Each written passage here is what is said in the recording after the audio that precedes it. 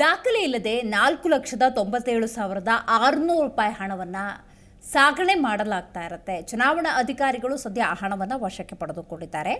ಧಾರವಾಡದ ತೇಗೂರು ಚೆಕ್ ಪೋಸ್ಟ್ನಲ್ಲಿ ನಡೆದಿರುವಂತಹ ಘಟನೆ ಇದು. ಚುನಾವಣಾ ಅಧಿಕಾರಿಗಳು ಕಾರ್ಯಾಚರಣೆಯನ್ನ ನಡೆಸಿ ಸದ್ಯ ಹಣವನ್ನು ಜಪ್ತಿ ಮಾಡಿದ್ದಾರೆ. ಮಸೂದ್ ಎನ್ನುವವರ ಬ್ಯಾಗ್ನಲ್ಲಿ ಸಿಕ್ಕಿರುವಂತಹ ಹಣ ಇದು. ಹಣವನ್ನು ವಶಕ್ಕೆ ಪಡೆದುಕೊಂಡು ಕ್ರಮವನ್ನು ತೆಗೆದುಕೊಂಡಿದ್ದಾರೆ ಅಧಿಕಾರಿಗಳು.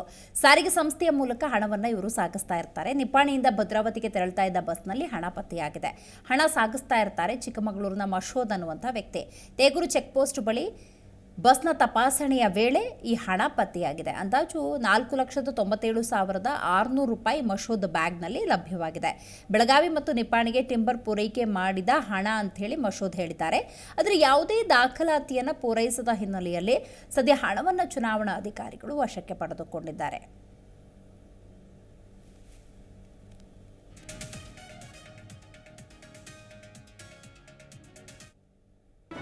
ಜಿ ಕನ್ನಡ ನ್ಯೂಸ್ ಈಗ ನಿಮ್ಮ ಮನೆಯಲ್ಲೇ ನೋಡಿ.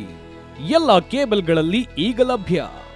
ಸನ್ direct 292, Jio TV 1334, U digital 162, city cable 51, GTPL 17, Abhishek cables 821, rock line telecommunication 51, Shri Basaveshwara number 60, Vinayaka digital number 53, in digital number 896ರಲ್ಲಿ.